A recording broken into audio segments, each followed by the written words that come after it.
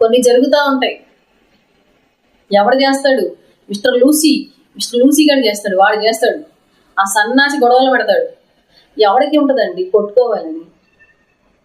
ఏ భార్యాభర్తలు కొంత కొట్టుకోవాలని, ఏ అన్నదమ్ములు కొంత కొట్టుకోవాలని మధ్యలో వీడు దూరతాడు. వీడు దూరి లూసీలాగా ఏదో చెప్తా ఉంటాడు.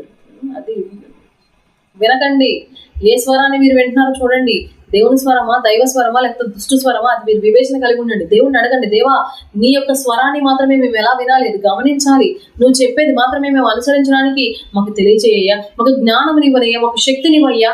Gift of knowledge, gift of wisdom అంటారు వీటిని. సొలొమోను అడిగాడు, రాజయ్యుడు అడిగాడు. రాజు అయిపోయిన తర్వాత వెళ్తాడు, నీ ఇల్లు ఒక బలి సమర్పిస్తాడు. అడుగుతాడు, ఏంటి, ఏం కావాలి నీకు చెప్పు, అడుగు, నేను ఇస్తాను అని అంటే, అయ్యా ప్రజల్ని ఇచ్చేవాళ్ళు, ఇంతమందిని నిన్ను ఎట్లాగా పరిపాలించాలి, నాకు జ్ఞానం లేదే, నాకు జ్ఞానమునివ్వయ్యా.